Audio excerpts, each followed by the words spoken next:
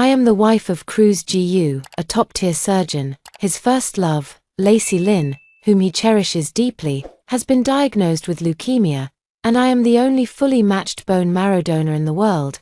I donated my bone marrow to her, and at my weakest moment, a sudden fire broke out in the hospital. He gave the only chance to escape to her, pushing me to the ground and leaving me to be engulfed by the thick smoke. He said, "Nori Shin, you are a doctor, you know how to save yourself." He didn't know that I had been reborn with the memory of that great fire. When he knelt before me again, begging me to save his beloved Lacey Lynn, I laughed. "You want me to save her? Sure, Cruz Gu, jump from here, and I'll donate." Won the merciless fire. The ceiling chandelier was shaking violently, charred fragments falling like black snowflakes. The thick smoke choked me, making it impossible to breathe. Every inhalation felt like swallowing shards of glass. I had just donated bone marrow and was so weak I didn't even have the strength to sit up. The door of the ward was blocked by a collapsed beam, and the only way out was the window that had been smashed open. My husband, Cruz Gu, was handing the only escape rope to his first love, Lacey Lynn. Lacey Lynn was just frightened. She huddled in Cruz Gu's arms, crying pitifully. "Cruz, I'm scared. Don't be afraid, Lacey, you go first." Cruz Gu's voice was a tenderness I had never heard before. As he carefully helped her tie the rope around her waist, I lay on the ground, reaching out my hand, calling out to him weakly, "Cruz Gu, save me." He glanced back at me, his eyes devoid of any warmth. He walked to my bedside, unplugged the portable ventilator that should have been mine, and shoved it into Lacey Lynn's hands. "Take this, there's heavy smoke outside." Then, he crouched down and harshly pushed away the hand I had extended toward him. I was thrown back by his push, hitting the bedpost, and my head struck the cold metal, ringing with a dull ache. His icy voice, like a blade of ice, pierced straight into my heart. "Nori Shin, you're a doctor. You know how to survive in heavy smoke. Lacey has just finished her transplant preparation. She can't afford any mishaps." It turns out that in front of her, even my name has become so unfamiliar. He no longer looked at me, hoisted Lacey Lynn onto his back, and without hesitation began climbing down along the wall. I lay on the ground, watching his figure disappear outside the window in despair. The thick smoke grew heavier, and flames licked through the door crack, igniting the bedsheet. The scorching air seared my skin, and I could almost smell the stench of my own flesh burning. He knew all too well. I had been afraid of fire since childhood. Because my parents died in a fire. I was only 8 years old that year, and as I was carried out of the fire by a firefighter, I watched the house they were in being engulfed by flames. From that day on, I developed severe post-traumatic stress disorder, experiencing difficulty breathing at the smell of smoke and trembling all over at the sight of flames. I have only ever told this to Cruz Gu. I held his hand, trembling, and said, "Cruz Gu, if there's ever a fire, you must save me first. I'm really scared." How did he respond at the time? He held me in his arms, gently patting my back, and said, "Silly, of course I'll save you first. You're my wife." But now, he pushed me into my deepest fear with his own hands. In the last moment of blurred consciousness, I seemed to see again the flames from when I was 8 years old, and the desperate faces of my parents. So, this is what death feels like. Cold, yet scorching. "Dr. Shun, wake up." The nurse's voice pulled me back from the boundless darkness. I suddenly opened my eyes, gasping for breath, my entire body drenched in cold sweat, bright lights, white walls, and the familiar smell of disinfectant in the air. It wasn't the fire scene, it was my office. I looked down at my hands, pale, strong, without a single trace of burns. The calendar on the wall clearly showed the date, September 12th, 2023. I came back to the day when Lacey Lynn was diagnosed with leukemia, and Cruz Gu came to ask me to be a bone marrow match. Am I not dead? I died in that fire, on the day after my 28th birthday. It turns out that even the heavens thought I died too unjustly and gave me a chance to start over. The office door was pushed open, and my best friend and colleague, Zhong Qi, walked in with a cup of coffee. "Dr. Shun, what nightmare did you have that scared you so pale?" She placed the coffee on my desk and looked at me with concern. I looked at her familiar face, my eyes welling up, almost on the verge of tears. I shook my head and forced a smile. It's nothing, I'm just a bit tired. Tired is right, Zhongqi pouted. That Mr. Gu of yours is blocking you downstairs again, parked in that flashy Maybach. Anyone would think he's here to propose. I picked up the coffee, took a sip, and the bitter taste spread across the tip of my tongue. Cruz Gu, just uttering this name makes me feel sick. How blind was I in my past life to have fallen in love with such a man? I put down my coffee cup and stood up. Let's go, I'll go meet him. Reborn, downstairs at the hospital. Cruz Gu's black Maybach was indeed parked in the most conspicuous spot. He was leaning against the car door, wearing an expensive custom-made suit, with the Patek Philippe I gave him on his wrist. Handsome, wealthy, and deeply affectionate. This is how outsiders see Cruz Gu. Only I know that beneath this perfect exterior lies a heart so selfish and cold. Seeing me come out, he immediately put out the cigarette in his hand and quickly walked toward me. Nori, you're finally off work. He habitually reached out to take my hand. I subtly stepped back, avoiding his touch. His hand froze mid-air, a flicker of surprise crossing his face. What's wrong? Nothing. I just finished surgery and haven't taken off my gloves yet. I made up an excuse and slipped my hands into the pockets of my white coat. He didn't doubt, but his brow was slightly furrowed, and there was a hint of hesitation in his eyes. A familiar look that meant he was about to ask for a favor. Nori, there's something I want to talk to you about. Let's talk in the car. I pulled open the car door and got in directly. In my previous life, it was right here that he told me about Lacey Lynn in a tone that was almost pleading. He said that Lacey Lynn was his high school classmate, his unattainable first love from his youth. He said that their relationship was completely innocent, just that of ordinary friends. He said that she has leukemia and is very pitiful. And the doctor said that matching with relatives has the highest success rate. He held my hand, his eyes red, and said, Nori, I know this request is excessive, but her parents are old and in poor health, so I'm the only one she has. Could you please just help me by going to the hospital for a matching test, okay? At that moment, I was moved by his deeply affectionate and sincere demeanor. I thought that a man who could be so devoted to a friend from his youth must be a good person with strong emotional ties. I foolishly agreed to his request. The absurd part is that I didn't find out until just before my death that Lacey Lynn was never his high school classmate. She was his first love from college, a relationship that lasted 4 years. She was the one whose name he called out all night while drunk, holding on to me. The atmosphere in the car was somewhat heavy. Cruz Gu gripped the steering wheel, hesitating several times to speak. I'm too lazy to watch him act any longer, so I spoke directly. Just say what you want to say. About Lacey Lynn, he jolted in surprise, looking at me in astonishment. How did you know? I curled the corner of my mouth, revealing a hint of a mocking smile. Guess. His expression shifted, as if he was weighing something. Finally, he sighed and confessed. Nori, Lacey. She has acute lymphoblastic leukemia and needs a bone marrow transplant as soon as possible. He carefully observed my expression, lowering his voice even further. The doctor said the probability of a fully matched donor from an unrelated person is extremely low, almost zero. I was thinking. I wanted to ask you, let me go and get a match for her. I picked up his words, my tone as calm as if we were discussing the weather. Cruz Gu was stunned. He probably didn't expect me to say it so easily.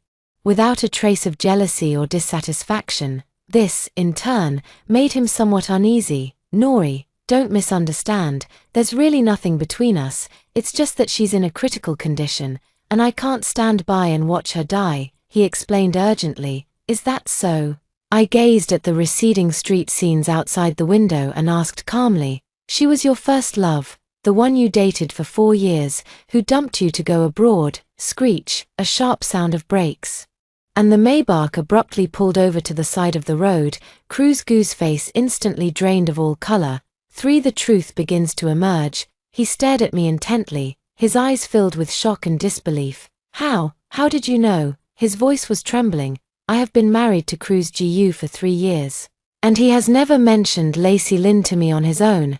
I only learned about his unforgettable first love from the drunken words of his friend. He always thought I knew nothing about it. I turned my head, met his gaze, and said word by word, "Cruz Gu, do you think I'm particularly foolish?" He opened his mouth, but couldn't utter a single word. The carriage was deathly silent. Looking at his pale face, I suddenly felt it was all pointless. Arguing with a man like this was simply a waste of my precious second chance at life. "All right, enough with that, look like your parents just died," I said, unbuckling my seatbelt. "I'll agree to the matching test." Cruz Gu seemed not to have heard me clearly. Staring at me blankly, "What did you say?" I said. "I agree to do the matching test," I repeated, pushing the car door open. "I'll go to the hospital tomorrow morning. Now, I'm getting out." Only then did he react, hurriedly grabbing my wrist. "Nori, don't be angry. I didn't mean to hide it from you. I was just afraid you'd overthink it." Overthink? I sounded as if I'd heard the biggest joke. "Cruz Gu, do you really think I'm in the mood to fuss over these trivial romantic matters right now?"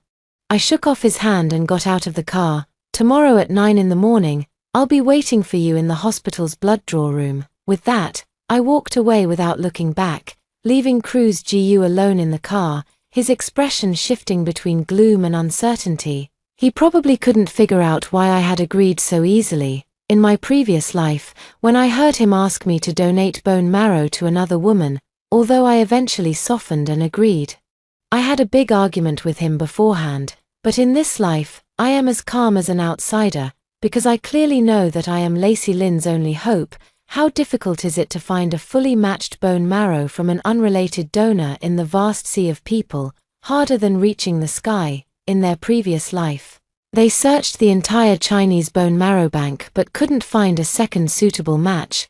That's why they placed all their hopes on me. That's why, when the fire broke out, Cruz Gu didn't hesitate to choose to save her, because there is only one Lacey Lynn, but there are many women who can be his wife.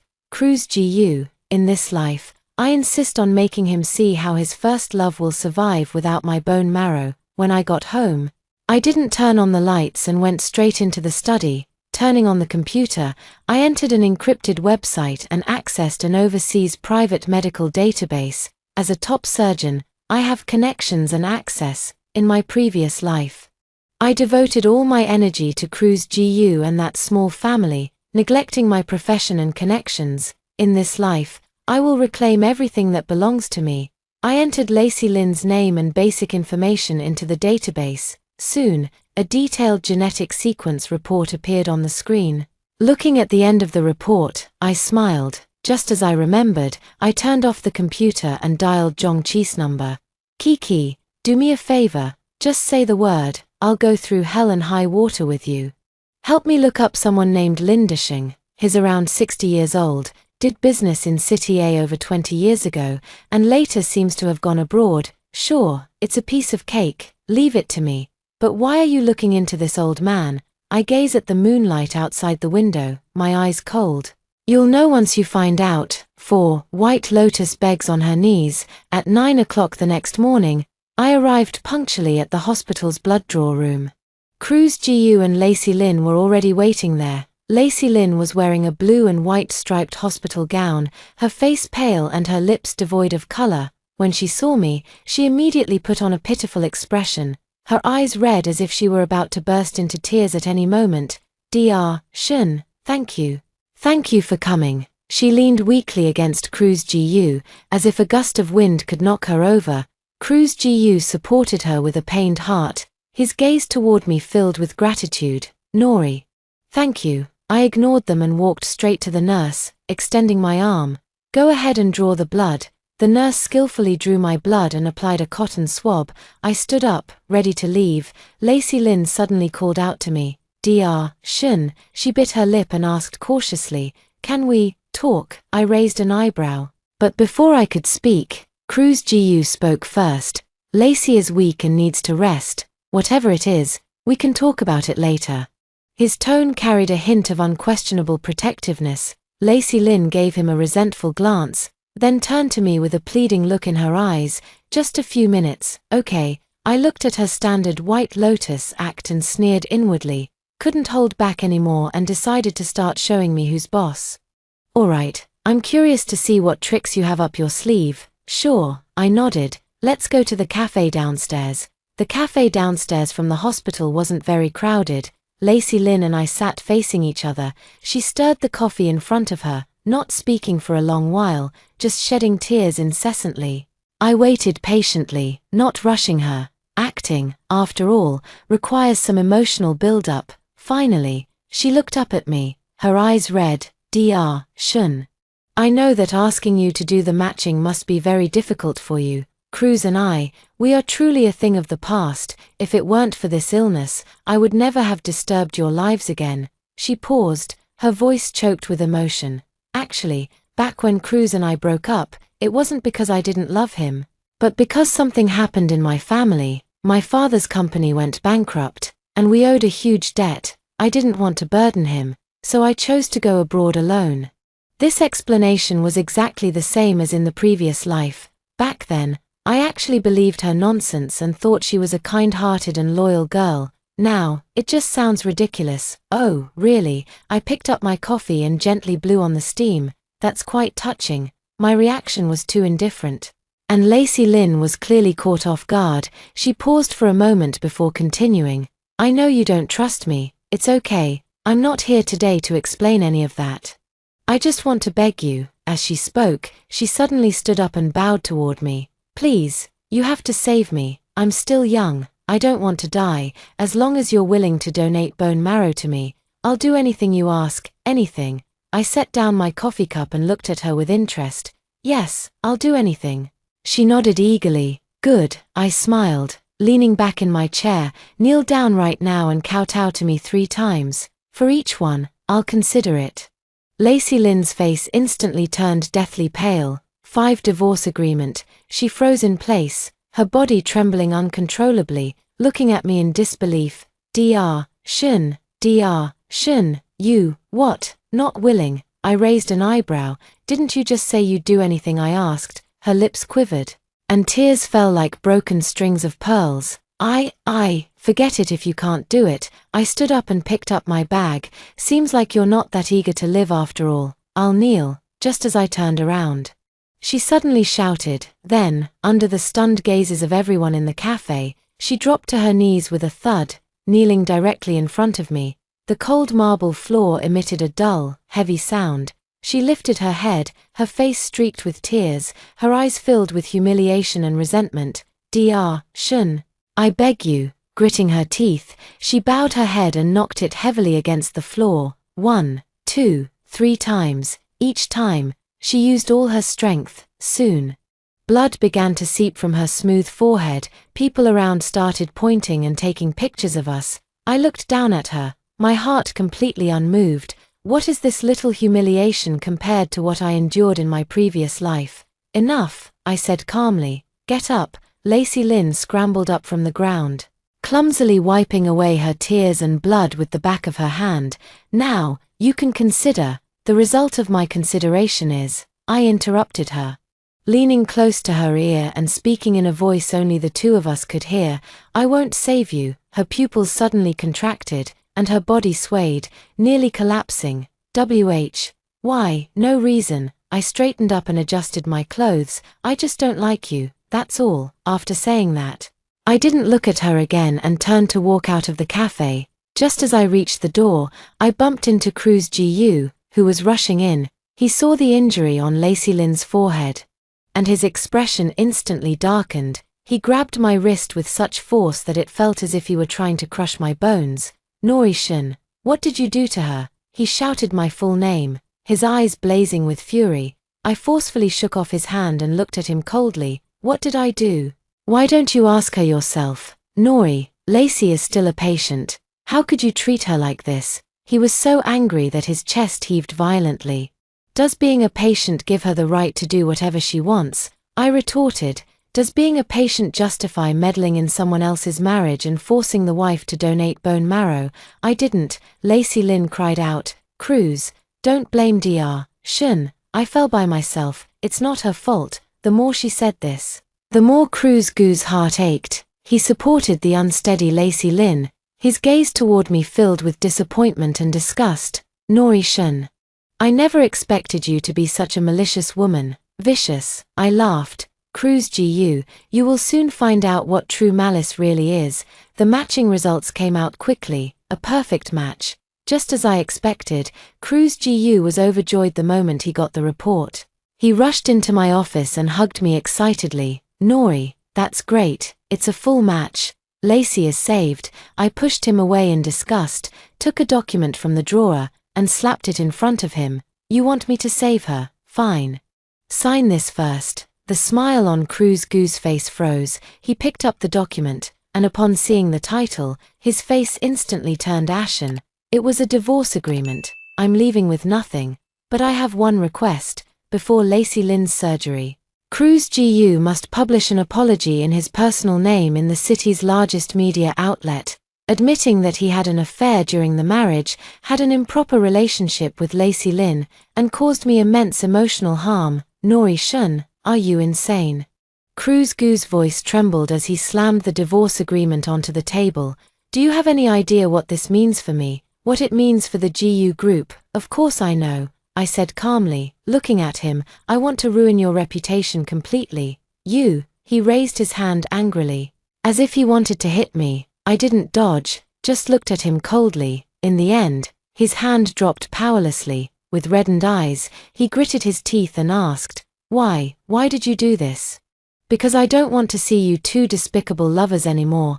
I leaned back in my chair, crossing my arms. I'll give you 3 days to decide. Either sign the document, issue a public apology, and I'll save Lacey Lin, or you can wait to collect her body. After saying that, I picked up my phone and ignored him. In the office, only Cruz Gu's heavy breathing remained. I knew he would sign. For his first love, he would do anything. 3 days later, Cruz Gu indeed came.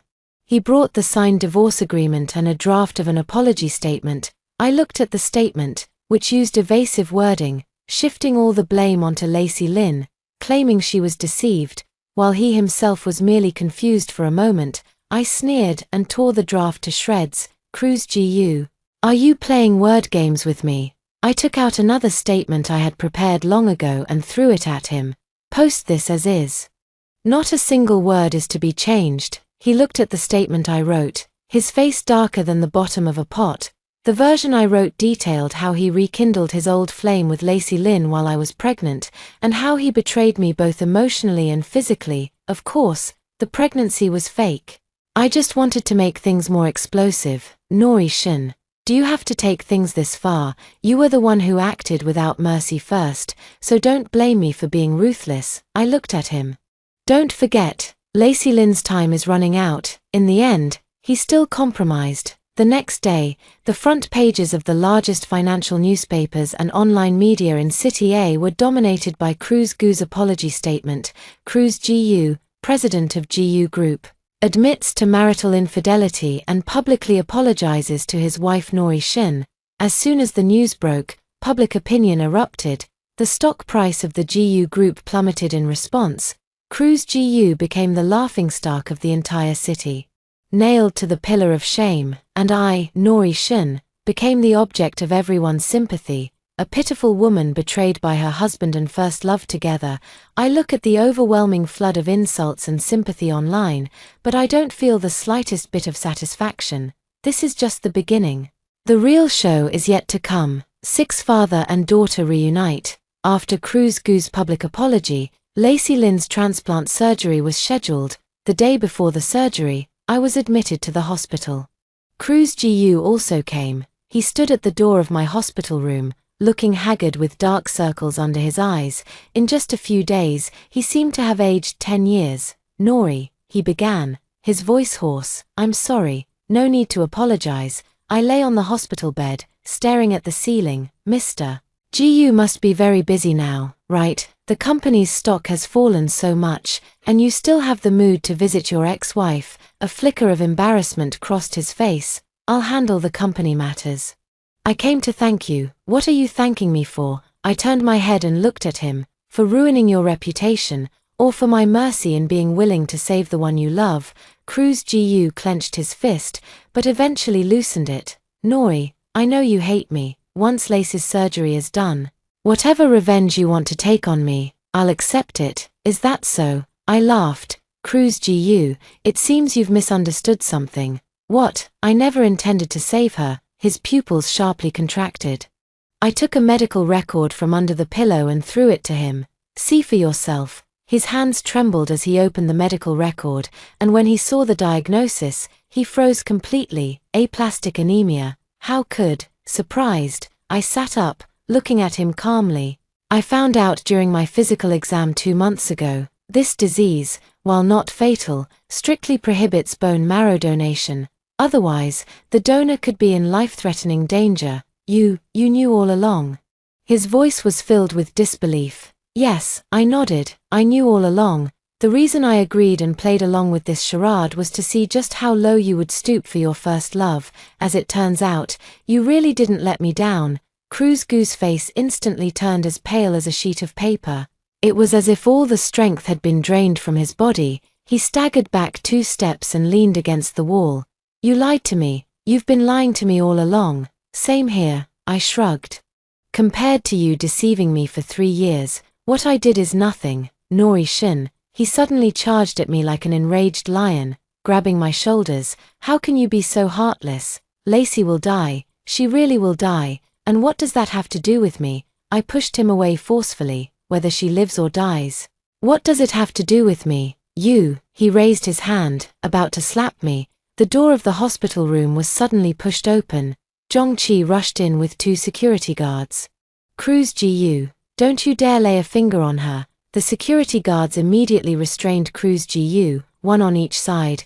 Cruz GU was still struggling frantically, his eyes bloodshot as he glared at me. Nori Shin, you poisonous woman, I'm going to kill you. I watched coldly as he barked like a mad dog.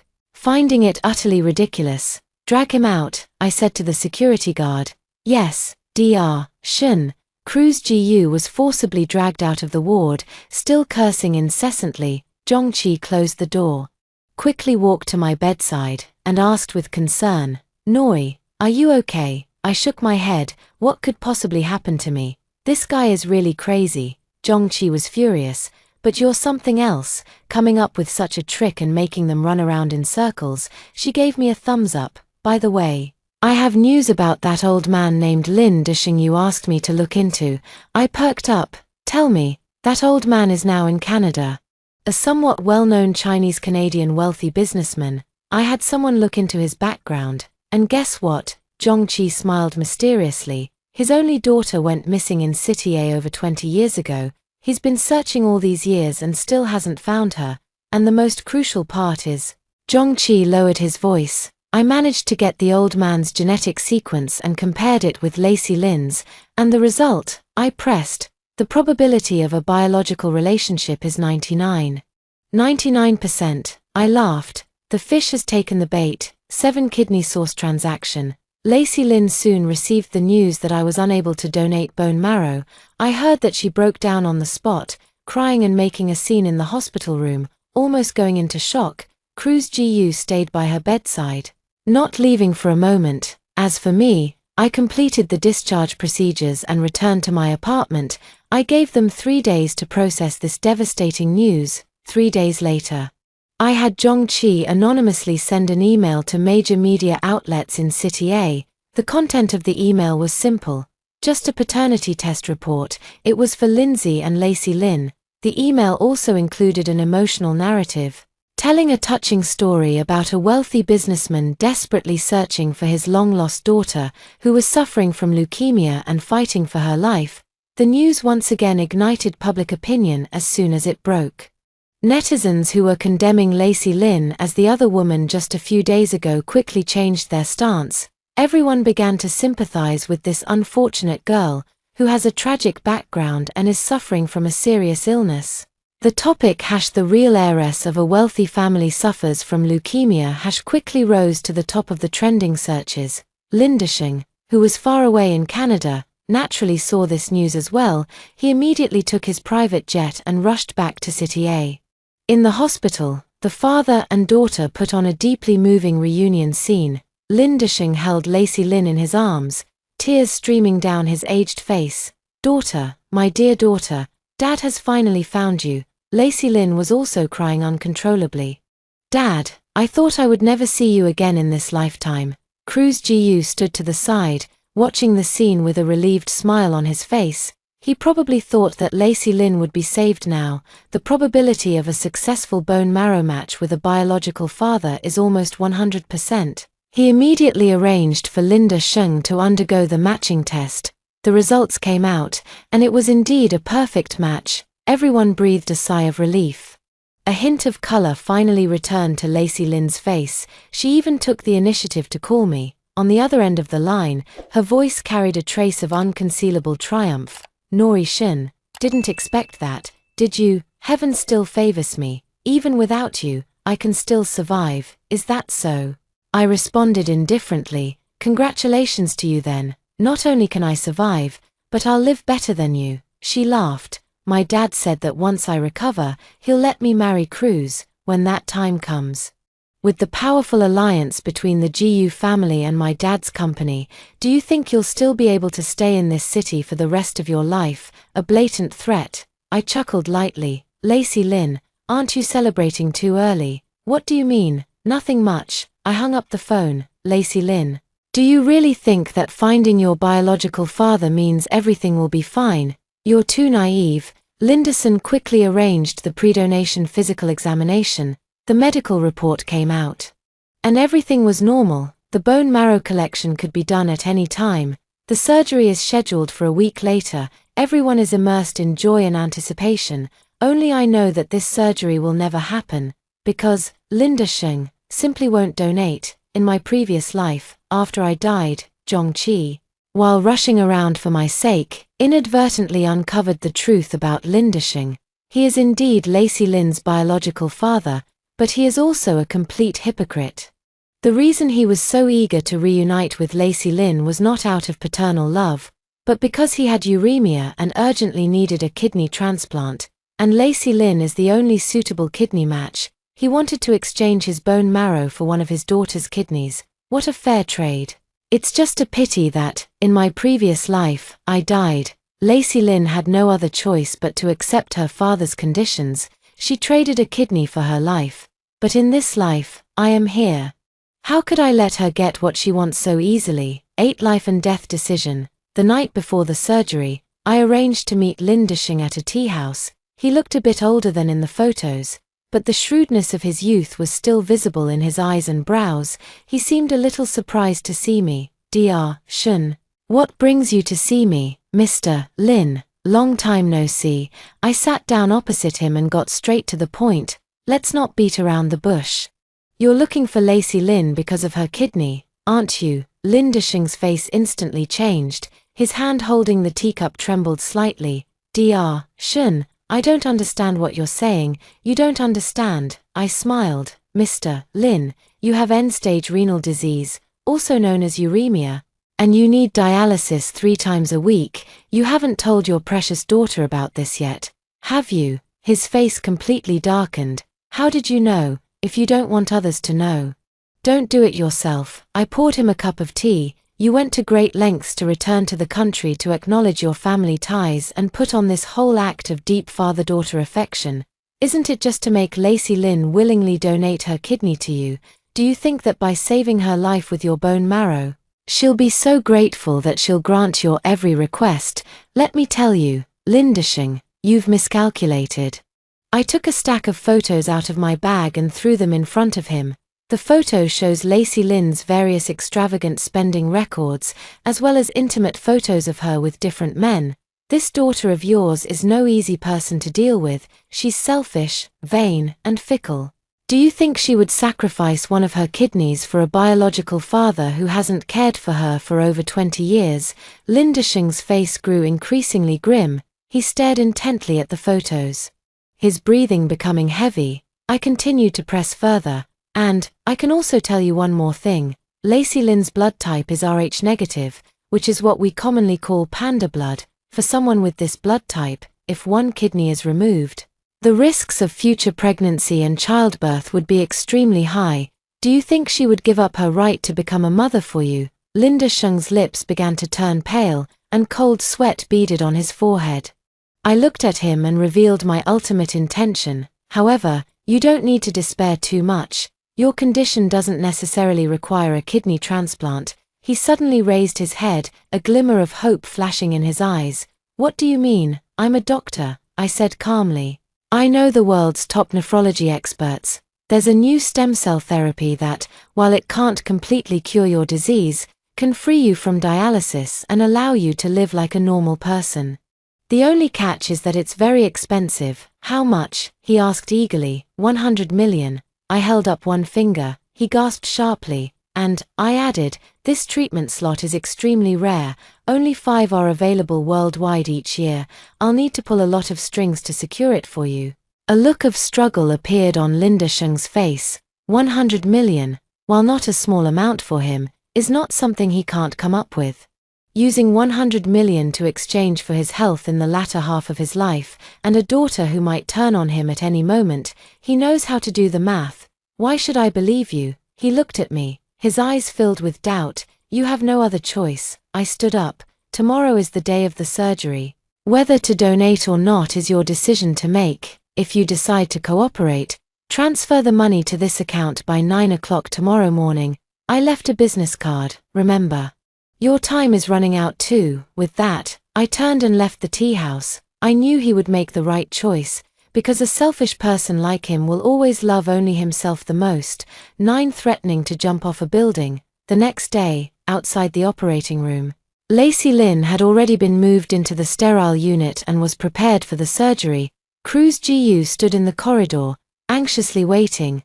Time passed minute by minute. The scheduled surgery time had already passed. But Lindsay had yet to appear. Cruz Gu's expression grew increasingly grim. He kept calling Lindsay's phone, but no one answered on the other end. A sense of foreboding hung over everyone. Just then, my phone rang. It's a bank notification of a received payment, 100 million yuan, not a penny less. I smiled, put away my phone, and slowly walked toward Cruz Gu. Mr. Gu, no need to wait any longer. I said, Mr. Lin. He won't be coming. Cruz Gu turned around abruptly, glaring at me fiercely. It's you. Was it you who did this? What could I have done? I spread my hands innocently. I just told Mr. Lin some truths. For example, what kind of person his precious daughter really is. You. Cruz Gu trembled with anger. Nori Shin. What exactly do you want? What do I want? I walked up to him, looking straight into his eyes. Cruz Gu, I don't want anything. I just want you to see with your own eyes how the woman you've worked so hard to protect is heading step by step toward her death. You crazy man, he roared, as if about to lunge forward. Several nurses hurriedly held him back. At that moment, the door to the operating room opened. The chief surgeon walked out, removed his mask, his face filled with gravity. Mr. Gu, the donor has lost contact. Miss Lin's condition is very critical. Her body has developed a severe rejection reaction. If the transplant cannot be performed within today, the doctor didn't finish his sentence, but everyone understood what he meant. Cruz Gu staggered as if all his strength had been drained. He leaned against the wall and slowly slid to the ground, his face filled with endless despair. Lacey Lin was wheeled out of the operating room and sent back to the intensive care unit. Her life was now on a countdown. I stood outside the ward, watching her lying on the hospital bed through the glass. She was on a ventilator, with various tubes inserted into her body, and the heartbeat curve on the vital signs monitor was gradually flattening. Once that arrogant first love is now just a shell waiting for death. Cruz Gu knelt at the door of the hospital room, like a madman, continuously banging his head against the wall. Nori, I beg you, please save her. He cried like a child, with snot and tears streaming down his face. I was wrong. It's all my fault. I shouldn't have betrayed you. I shouldn't have treated you that way. As long as you're willing to save her, I'll do anything you ask. I'd even die for it. Looking at him in such a pitiful state, I felt not a shred of pity. If you knew it would come to this, why did you act that way in the first place? Want me to save her? I crouched down, looked into his eyes, and smiled. Sure. Cruz Gu, if you jump from here, I'll donate. I pointed to the window at the end of the corridor. This is the 18th floor. Jumping down would mean certain death. Cruz Gu froze, staring at me with shock and fear in his eyes. He probably didn't expect me to make such a demand.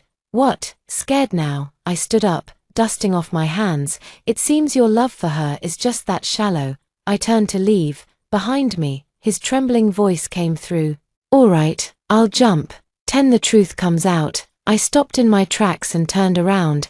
Cruz Gu had already stood up and was walking step by step toward that window. His back view actually looked somewhat resolute. The people around were stunned. A few nurses tried to step forward to stop him but were pushed aside by him. He walked to the window, turned around, and looked at me. His eyes were very red, filled with regret, pain, and a hint of something I couldn't understand. Nori, if my death could ease your anger and bring Lacey back to life, I would be willing. He gave a bitter smile. I only ask that in our next life, you never meet me again. After saying this, he closed his eyes and leaned backward. No, a scream pierced the silence of the corridor.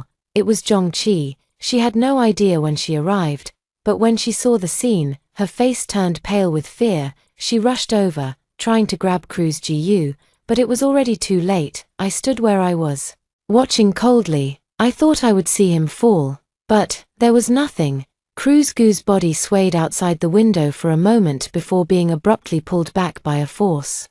Pulling him back were 2 men in police uniforms. Behind them, several people with stern expressions followed. The one leading, I recognize, Captain Lee from the Municipal Public Security Bureau. In my previous life, he was the one in charge of investigating the fire that involved my parents. Captain Lee walked up to me and gave me a nod. Then, he turned to Cruz Gu and showed the handcuffs. Cruz Gu, you are suspected of an arson and murder case from 15 years ago, as well as commercial fraud.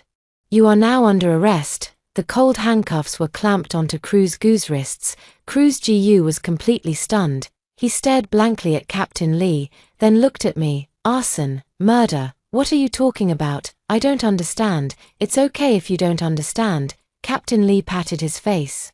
Once we get to the station, you'll have plenty of time to think it over. Cruz Gu was taken away by the police. As he passed by me, he stared at me intently, his eyes filled with resentment and confusion. It was you did it, right? I didn't answer him, because there was no need anymore. Zhongqi ran to my side, patting her chest with a look of lingering fear. Oh my God, that scared me to death. He was really about to jump just now. Nori, what on earth is going on? What arson and murder case?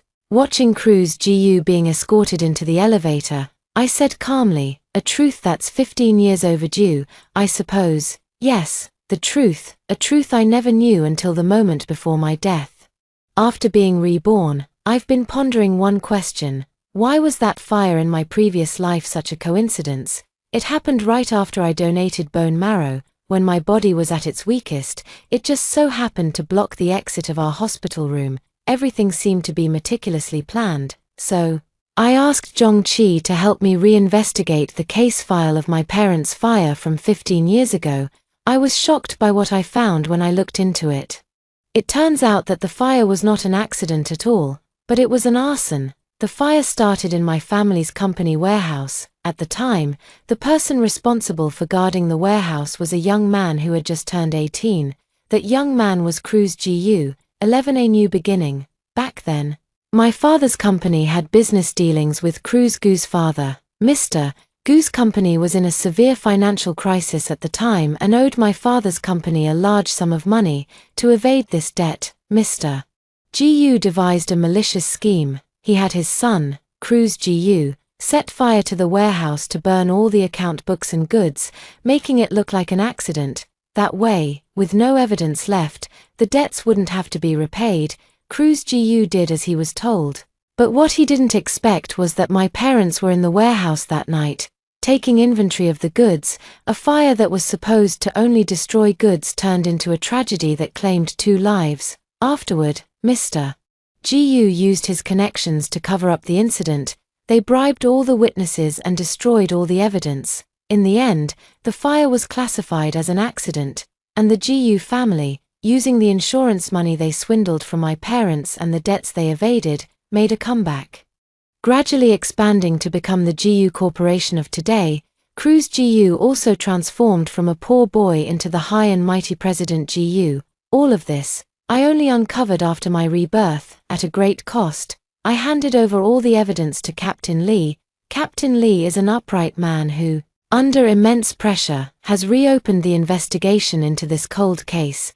Today is the day to close the net. As for the hospital fire in my previous life, it was merely history repeating itself. Cruz Gu.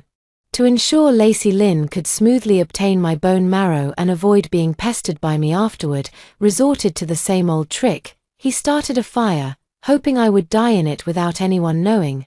This way, he could save his first love and get rid of me. The trouble, once and for all, unfortunately.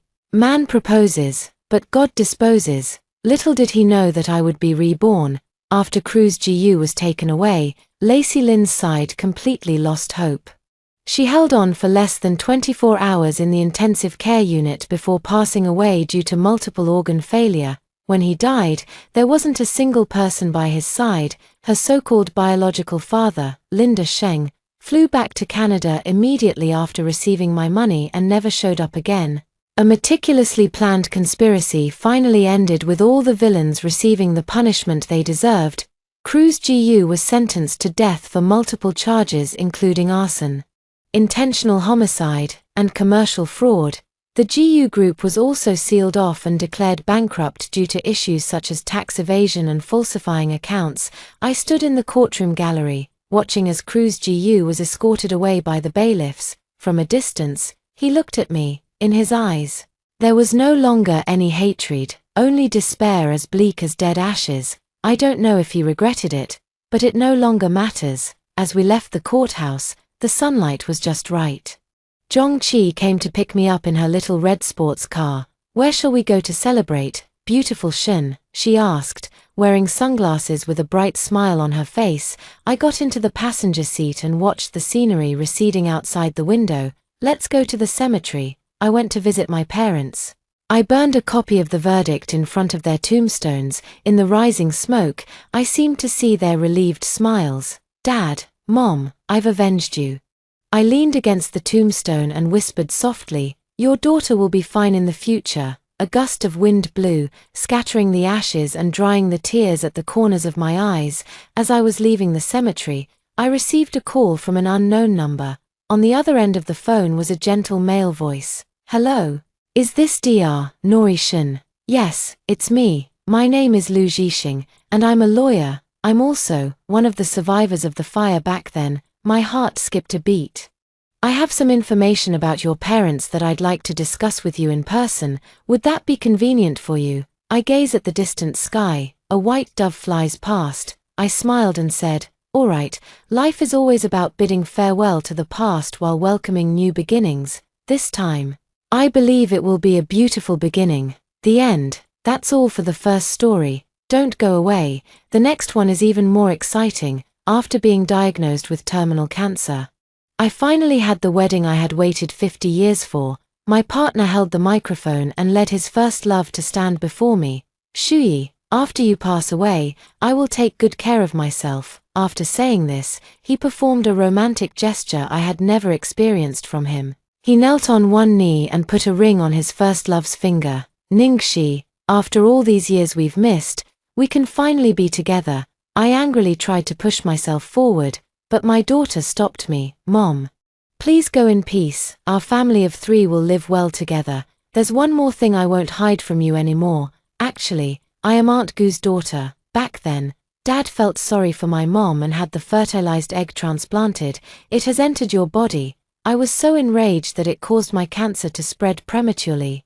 When I opened my eyes again, I had returned to the year my daughter was 6, and my husband had also been reborn. "Song Shui, stop mopping the floor. I saw your husband picking up your daughter from kindergarten with that vixen." The neighbor's kind reminder snapped me out of the tragic memories from my past life. I thanked her and immediately rushed to the kindergarten. As soon as I arrived at the kindergarten, I saw my daughter Shan Shan sitting on Jiu Ningxi's lap. I carefully hid outside the door and took out my phone to gather evidence.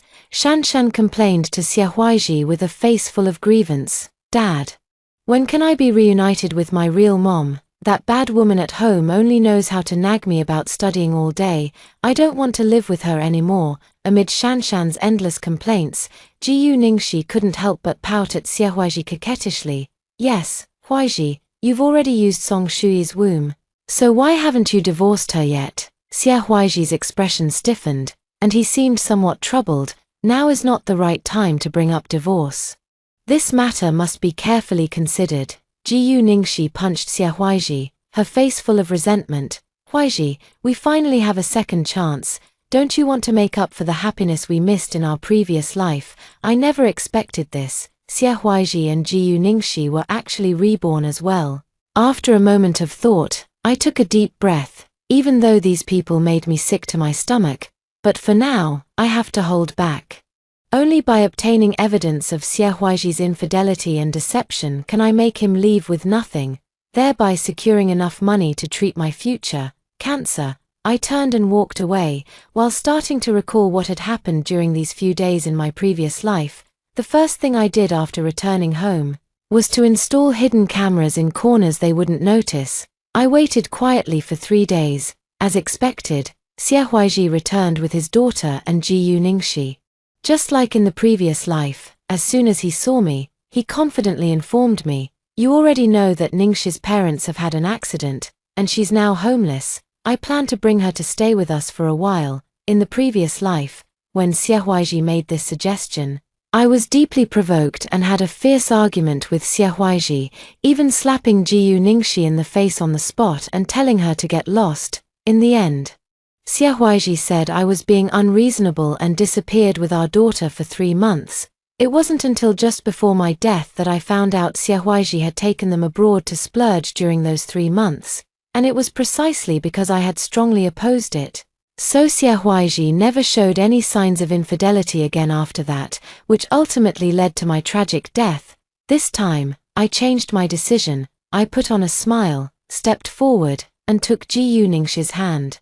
"Ningxi is your childhood friend and dear sister.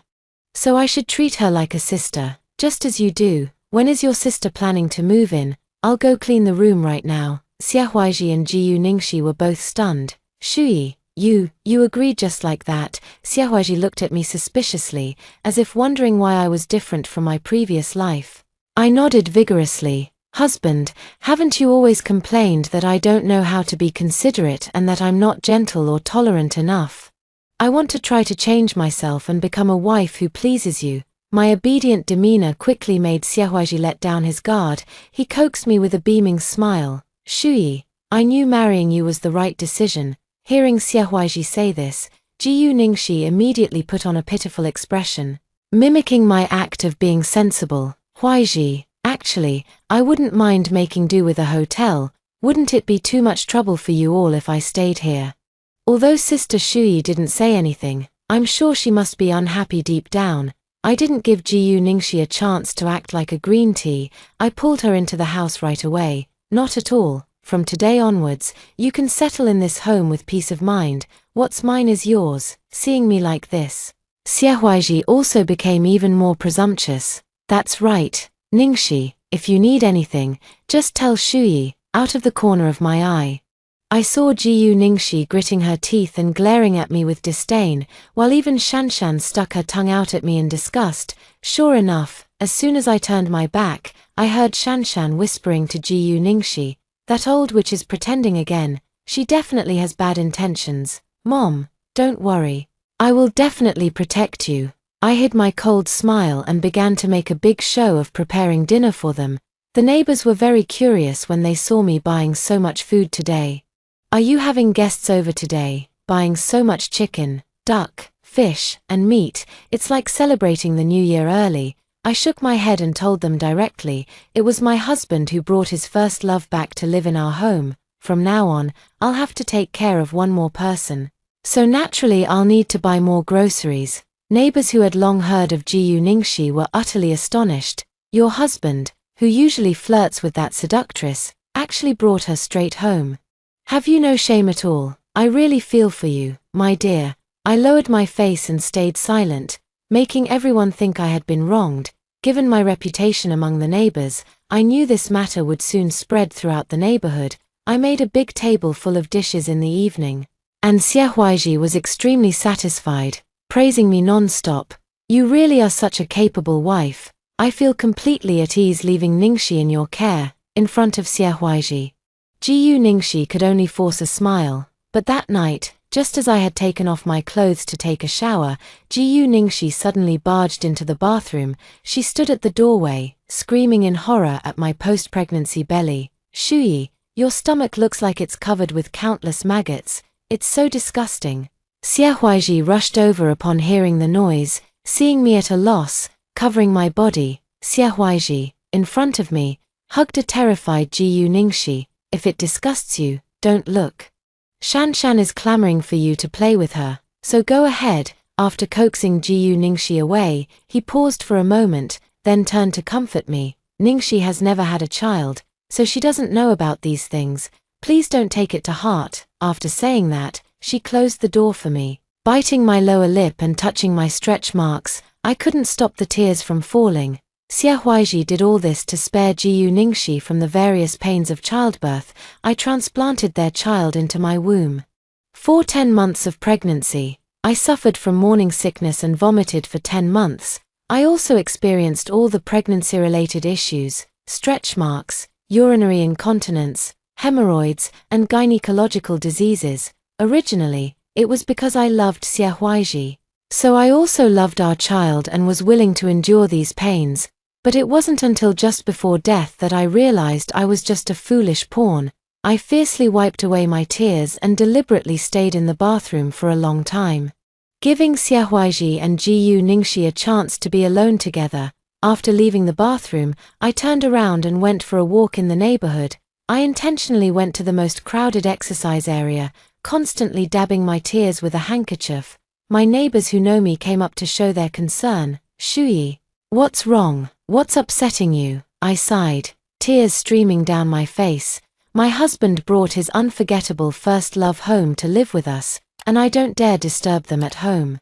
But my heart aches so much. Just now his first love mocked the stretch marks on my stomach, saying they look like maggots. After spreading their ugly affair, I dawdled my way back home. As soon as I entered the house, Shan threw a toy at me.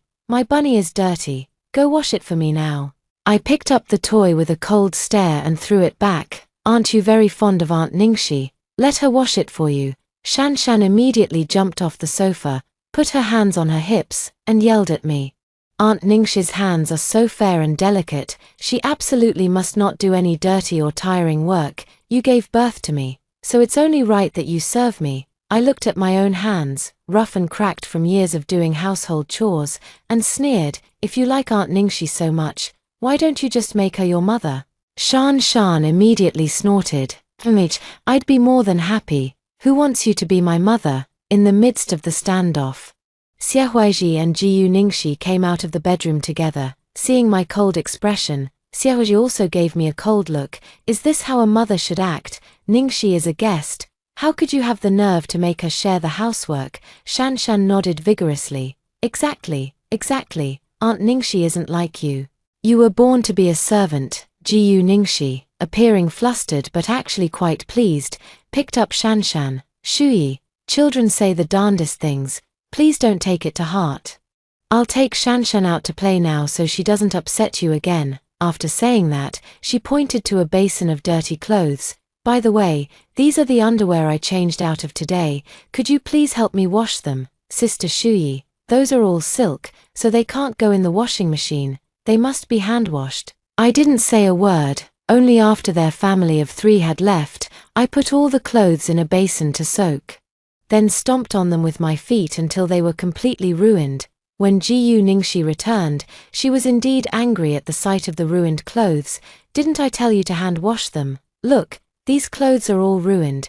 Could it be that you're unhappy about me moving in and deliberately sabotaging me? Perhaps it was because she knew the outcome of my previous life, where I was angered to death, so Jiyu Ningxi considered herself the lady of the house, pouting and complaining about me in front of Xiaohuaiji and Shan. Shan also glared at me fiercely, clumsy as a big so. Seeing the awkward atmosphere, Xiaohuaiji began to coax Jiyu Ningxi again. Pregnancy brain lasts 3 years. She's been like this ever since giving birth. Don't get angry over such a small matter. I'll compensate you for the ruined clothes. I'll buy you new ones. Jiyu Ningxi blinked her eyes. So pregnancy and childbirth can make you this foolish. Good thing I haven't had any children. As he spoke, he raised the corner of his eye and gave me a provocative glance. The deeper meaning behind his words was self-evident. I clenched my fists but couldn't lash out. To cover it up, I lowered my head and sobbed quietly, placing my hands behind my back and putting on a pitiful expression. This earned Jiyu Ningxi another round of sarcastic remarks. Shuyi, you're not that young anymore, and you've already had a child. Playing the victim really doesn't look good on you. It's actually a bit laughable. A housewife should act like a housewife, don't you think? Shanshan clapped along. Aunt Ningxi is right. However, Xiaohuaiji noticed I kept my head down and walked over to me. Let's forget about what happened today. Just be more careful in the future and try not to upset Ningxi. I already knew through the hidden camera. Jiyu Ningxi is deliberately bullying me. She doesn't want to wait until she's 50 to marry Xiaohuaiji like in her previous life, so she and Xiaohuaiji are playing good cop, bad cop, trying to torment me on purpose and force me to ask for a divorce. As long as I take the initiative to ask for a divorce, Xiaohuaiji can preserve most of his assets and openly kick me out. However, they are unaware of this, so their clever plans are doomed to fail. I have gathered enough evidence. Chapter 2. That evening, I expressed my intention to make amends to Jiyu Ningxi by preparing a large table of dishes. However, as I was carrying the scalding soup out of the kitchen, suddenly, a foot stretched out and tripped me solidly. The moment I fell, I knew something terrible was about to happen. With quick reflexes, I immediately flung the soup pot away from me and fell backward onto the ground. Bang! Even though I avoided being scalded, the back of my head still hit the ground hard.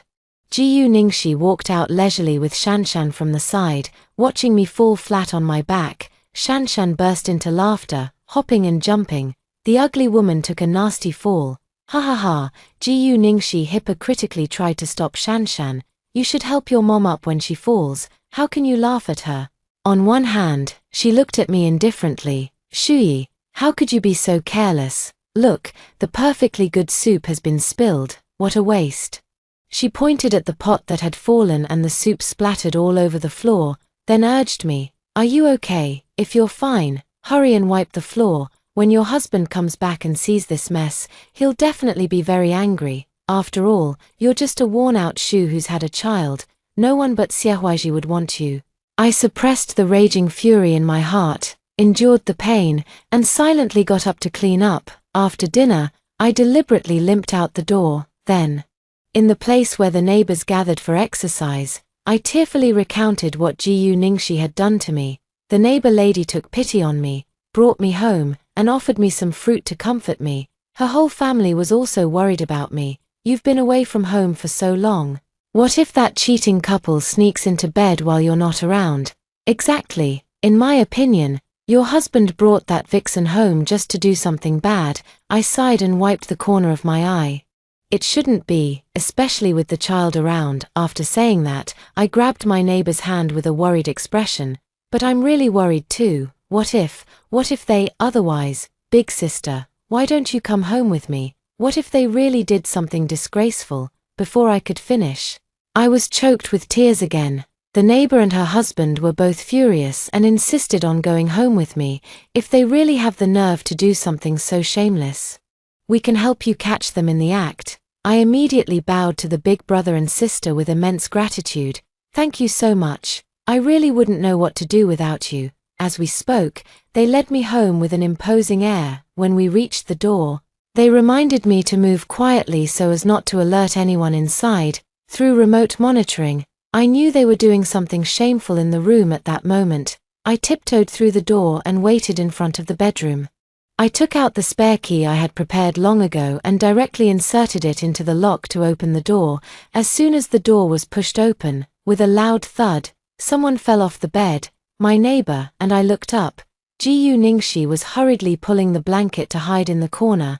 I abandoned my previously timid and submissive demeanor and shouted with full force, Xiaohuaiji, what are you and Jiyu Ningxi doing sneaking around in the room? Not giving them time to react, I rushed up to Jiyu Ningxi and slapped her left cheek with a loud smack. Staying at my house is one thing, but to seduce my husband in broad daylight, have you no shame at all? Shanshan from next door heard the commotion and hurried over. Seeing me being rough with Jiyu Ningxi, she immediately stepped in to protect her.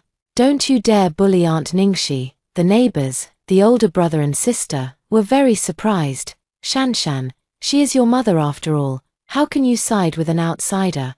I smiled and then slapped Jiyu Ningxi on the right cheek again. You seduced my husband, and now you even want to take my daughter away. What kind of spell have you cast on her? It seems like she's about to start calling you Mom. I roared so loudly that the entire floor could hear, and I was about to snatch Shanshan back.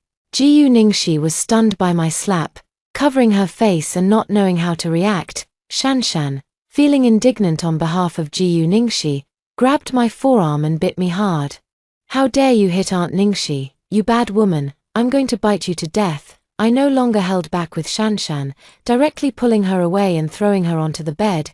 Shanshan had never seen me act so rough before and was scared into wailing loudly. Dad, Dad, the bad woman is bullying me. Seeing this, Xiaohuaiji, who was nearby, quickly pulled up his pants and came over to grab my arm. Song Shuyi, are you out of your mind? What kind of scene are you making like this? I scoffed.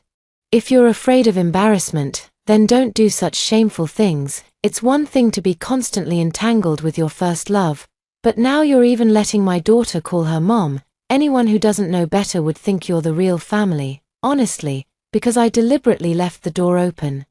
The commotion here attracted many neighbors. They had long heard about Xiaohuaiji and Jiyu Ningxi's notorious behavior, coupled with the fact that they were caught in the act. They all crowded into my house, pointing fingers at Xiaohuaiji and Jiyu Ningxi. How shameless, actually bringing the mistress home to have an affair. This daughter is no good either, actually helping the other woman bully her own mother. Shanshan was terrified by the scene and kept hiding beside Jiyu Ningxi. Aunt Ningxi, I'm scared. Jiyu Ningxi held Shanshan, her eyes reddening, and immediately burst into tears with a pitiful expression. Sister Shuyi, I was just feeling uncomfortable due to back pain, and Xiaohuaiji was only helping me with a massage.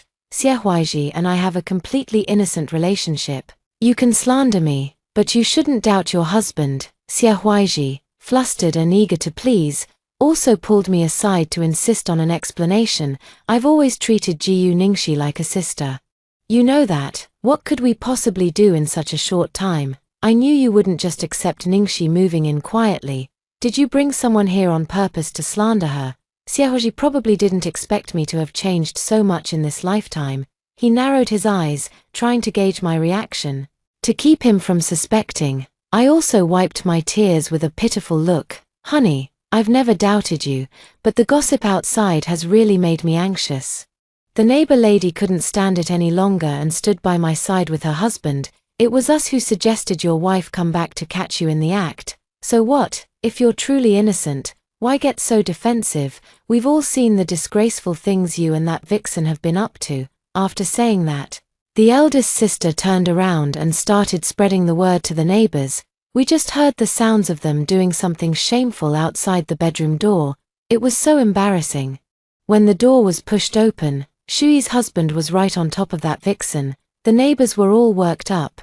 Some said to beat the mistress, some said to post it online, and some encouraged me to get a divorce. Xiaohuaiji was somewhat embarrassed and started arguing with the neighbors. Is it any of your business to meddle in our family affairs? Get out of here, all of you. After saying that, he glared at me fiercely. Song Shuyi, you've really made something of yourself. Just look at the mess you've made. Don't forget, it was you who begged me to marry you back then. I was just being kind by taking care of my childhood friend, and you go and create such a scandal to get back at me. With such a malicious attitude, how can this relationship possibly last? Sure enough, Xiaohuaiji turned the tables on me and shifted all the blame onto me. Indeed, I was the one who actively pursued Xiaohuaiji, all because Xiaohuaiji has a high level of education, a Ph.D. While I only graduated from a junior college and come from a small town, so when facing Xiaohuaiji, I always feel full of inferiority.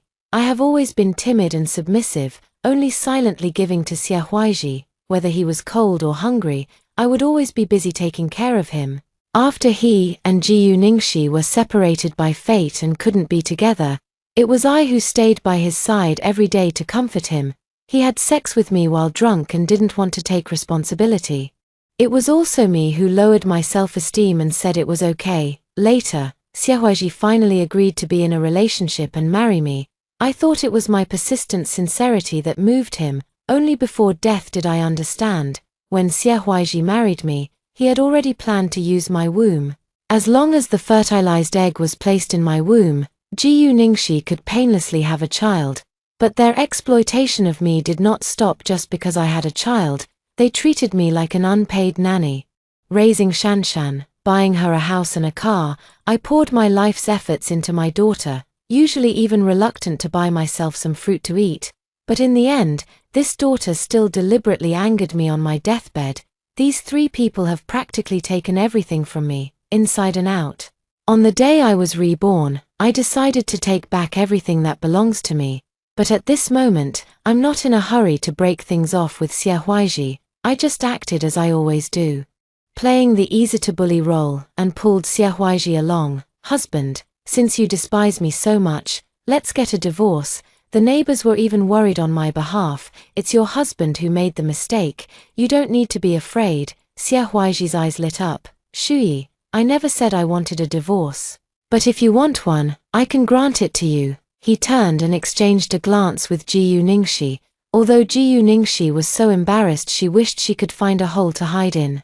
Hearing me take the initiative to bring up divorce, she thought her scheme had succeeded and also leaned out to exchange a glance with Xiaohuaiji. Even Shanshan couldn't help but jump up.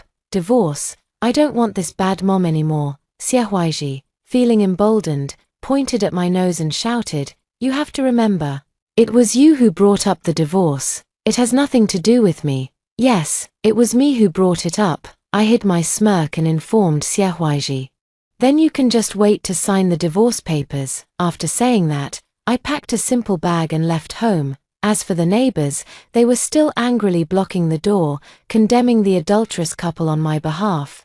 Xiaohuaiji thought his scheme had succeeded and exchanged insults with the neighbors for a while before driving them all away. After the incident of catching them in the act, Xiaohuaiji and Jiyu Ningxi's reputations were completely ruined. I knew they originally planned to drive me away, sell the house, and take Shanshan to live somewhere no one knew them.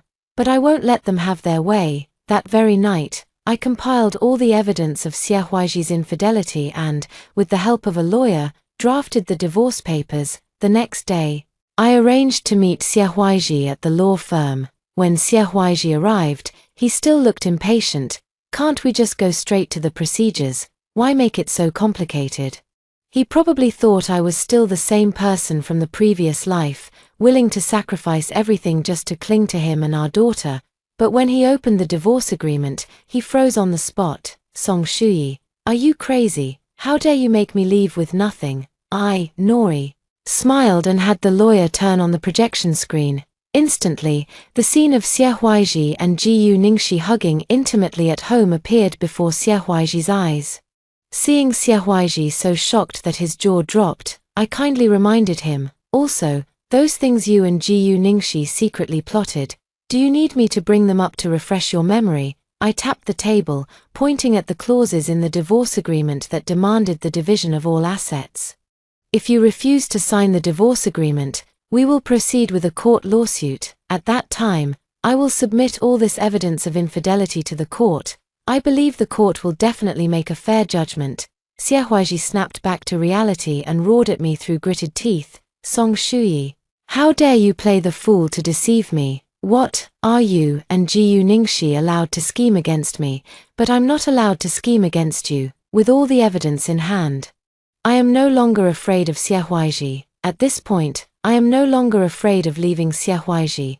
Even though this man was the one I pursued with all my heart, and even though I devoted my entire youth to him, but having faced death once, I understand the importance of cutting losses in time even more. I sat calmly in the chair, looking completely at ease. Don't forget, I have an entire neighborhood of residents as my witnesses. They all support the idea of making you leave with nothing. When the time comes, They'll take turns testifying in court, describing how harshly you've treated me all along. Who knows, the judge might even order you to compensate me for emotional damages. I may not have a high level of education, but I'm not stupid. Back in the day, even after getting married and having children, I still found time to secretly pursue an adult undergraduate degree. At that time, I just wanted to be more worthy of Xiaohuaiji.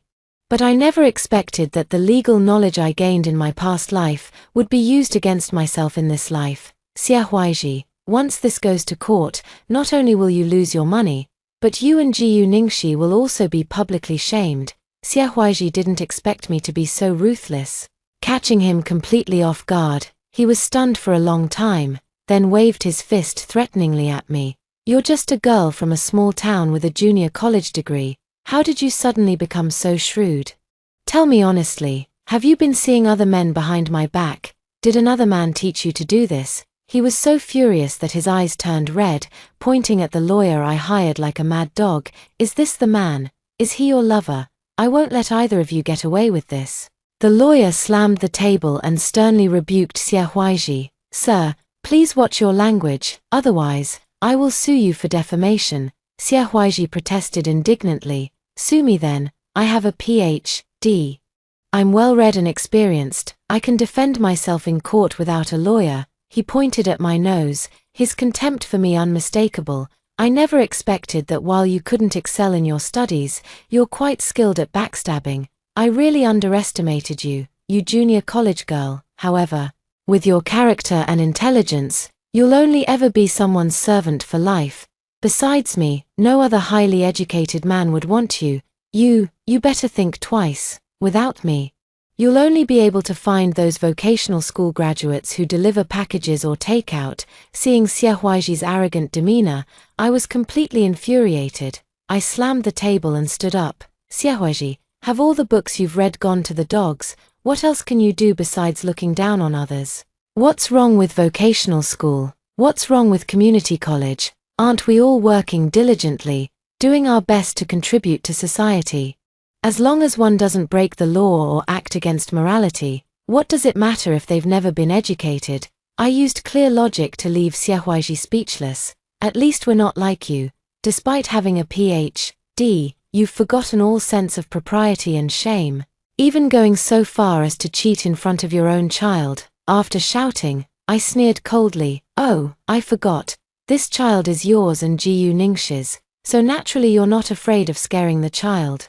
The divorce agreement hadn't even mentioned the fact that they used me to have a child. Hearing me say this, Xiaohuaiji, who had been about to retort, instantly looked horrified. He couldn't immediately grasp that I had also been reborn, and instead stammered in a rush to deny it. You can't just say things like that. Shanshan clearly came from your womb. How could she possibly be my daughter with Jiyu Ningxi? Song Shuyi, if you keep spouting nonsense, I'll sue you for slander. He even stepped forward and grabbed the lawyer. How much do you charge for a lawsuit? I want to sue this woman for slandering and defaming me. Seeing Xiaohuaiji's expression, I laughed out loud. Xiaohuaiji, aren't you a Ph.D.? Don't you know that a paternity test would reveal the truth? And you call yourself a high and mighty Ph.D. student. How could you forget something so basic and still try to argue your way out of it? I touch my own belly, taking the chance to vent all the grievances I've carried from my past life to this one. Because of giving birth to that daughter, my belly is covered in ugly stretch marks. During my pregnancy, I suffered from morning sickness and vomiting, and even after giving birth, I still have issues with urinary incontinence. You never cared about any of it. Perhaps while I was pregnant, you were holding Jiyu Ningxi, gloating over how you managed to deceive a fool like me into bearing your child. As I spoke, my eyes welled up with tears again. Yet, I am still very happy. I am grateful that heaven has given me another chance, allowing me in this life to seek justice for myself. Even if Shanshan doesn't share my blood, she is the child I risked my life to give birth to and raised with my own hands. Yet she inherited the selfish genes from you and Jiyu Ningxi, never remembering my kindness, always siding with Jiyu Ningxi. I once thought, if only Shanshan had shown a little more love for me. If she had been grateful to me, perhaps I would have spared them for her sake. not taking things to the extreme. But now I know, whether this father and daughter live or die, it no longer has anything to do with me. Seeing me make such a well-reasoned accusation, Xiaoji finally came to his senses. Song Shuyi, you couldn't have been reborn like me, could you? I admitted frankly. Xiaoji, it's good that you know, in this life, I will definitely make you pay for the bad things you've done. I threw the divorce papers in Xiaoji's face. Since you refuse to sign and still try to argue, let's meet in court. Taking advantage of Xiaoji's stunned reaction, I immediately took out my phone and posted the evidence of infidelity I had gathered earlier, along with the heartfelt essay I had written, online. Using the wife's womb to bear a child for the mistress. Such a shocking incident instantly topped the trending charts. Netizens expressed, "This despicable couple is truly wicked, even resorting to such a sinister trick as using someone's womb. This child is also an ingrate, not worthy of pity." Some people also questioned the authenticity of the matter, saying it was too bizarre and impossible to happen in reality. Fortunately, I was well prepared. To ensure Xiaoji faces public judgment, I started a live stream, brought along Shanshan's hair and the hair Jiyu Ningxi left at my place, and went straight to the paternity testing center, where I paid the high price for an urgent report. The moment Jiyu Ningxi moved in, I had already planned to obtain something from her for a paternity test later. In the live stream, those who supported me and those who questioned me were arguing fiercely. Jiyu Ningxi has been keeping a low profile since the incident began, yet, her address and information were still dug up by netizens. At the moment the paternity test results came out, it was confirmed that Jiyu Ningxi and Shanshan are indeed biological mother and daughter. I broke down in tears in front of the camera. I endured all the immense physical damage and risks of childbirth, fought through death to bring my child into this world, and then painstakingly raised her. But not only is she ungrateful, she also constantly hits, scolds, and looks down on me, with her only desire being to reunite with her biological mother. This aligns with some of the videos I previously released. Netizens instantly exploded. I never thought such a terrifying story could actually exist in the world. That despicable couple and their ungrateful daughter are truly ruthless. Can they be sent to jail? Legal experts also came forward to comment, they deceived me in this way.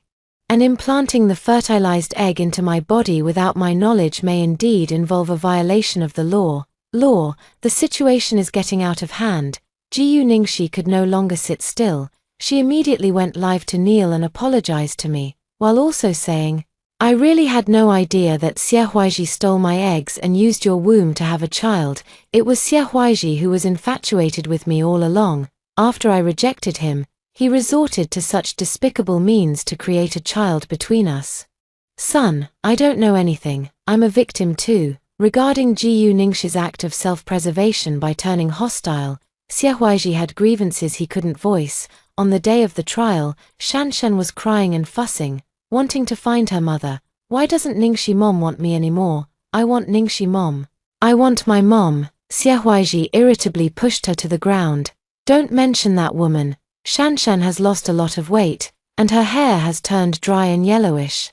Seeing that her crying and fussing had no effect, she ran toward me, sobbing even louder. "Mom, I'm hungry. Can you cook something for me? Dad doesn't know how to take care of me at all. Aunt Ningxi is gone too. I want to go home with you." I pushed her away with a cold expression. "I'm not your mother. You should go find your biological mother." Shanshan was used to my unconditional affection and tolerance. Seeing that I truly refused to accept her anymore, she sat on the ground, wailing loudly.